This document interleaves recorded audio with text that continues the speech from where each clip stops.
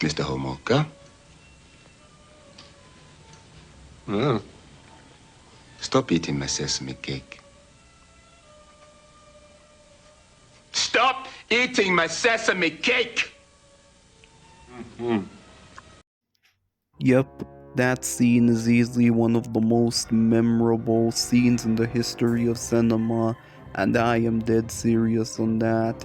So it's me, Shadow Leon, once again, and today I'd like to talk about this criminally underrated, underappreciated, and overhated 90s sci-fi action-adventure horror film that wasn't going to live up to the highs of Jurassic Park, but it's still a pretty entertaining film that was a nice callback to 40s pulp adventure movies. And of course, I have never read the Michael Crichton novel, so I can't judge on how good or bad it is to the novel and all that stuff. So the premise is about a team that goes missing in the Congolese rainforest. So another team led by a former CIA operative is sent after them.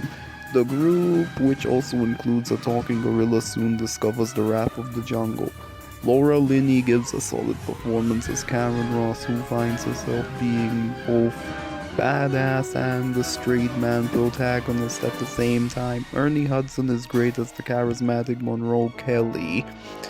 Tim Curry hams it up as Herkerma Homolka, and Joe Don Baker as RB Travis got a few good laughs out of me, and he was pretty much the scumbag you love to hate. Amy the gorilla was pretty cute, and I did not mind her voice at all. That voice did not really irritate me, and I actually found it pretty cute and whatnot.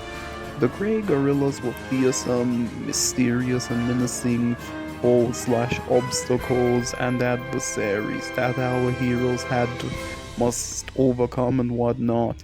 It was nice to see Bruce Campbell, Delroy Lindo, and Joe Pantoliano in small roles, but Dylan Walsh as Peter Elliott and Grant Heslov as Richard were easily the weakest part of the movie.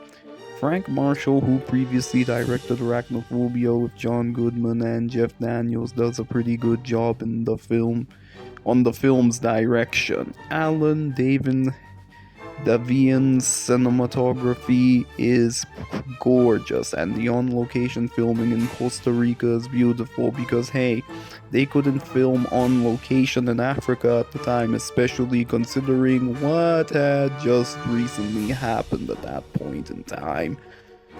The sets and model work for the city of Zinj are flawless and superb for what they are. The creature effects for the killer apes done by the late Stan Winston are fantastic, and Frank Welker does a good job providing the vocal effects for the vicious apes and whatnot. The late Jerry Goldsmith's musical score is a nice blend of adventure, excitement, and wonder.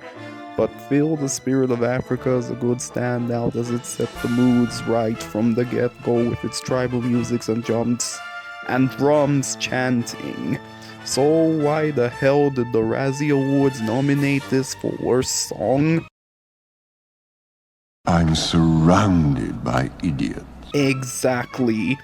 The action set pieces are exciting and fun to watch, especially the scene involving the characters surviving, the plane and the final fight in the temple where they're fighting the grey gorillas and whatnot. For PG-13 rating, it's pretty damn violent, bloody, and gory, like a scientist getting his eyeball torn out by a grey gorilla, a snake getting decapitated, and having plenty of on-screen massacres. I mean,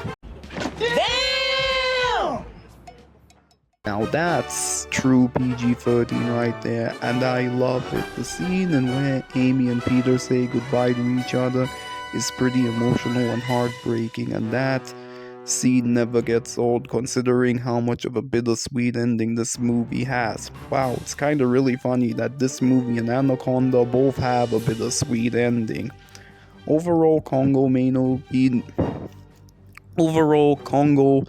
may not be a masterpiece, but it's still a pretty good and entertaining film for what it is and whatnot, and didn't deserve the hate it got all those years ago. I'm going to give this film an 8 out of 10. What do you guys think of Congo? Let me know in the comments section down below, and thanks for watching as always. Don't forget to subscribe and stay tuned for more content. Anyway, Shadow Leon 659 signing out.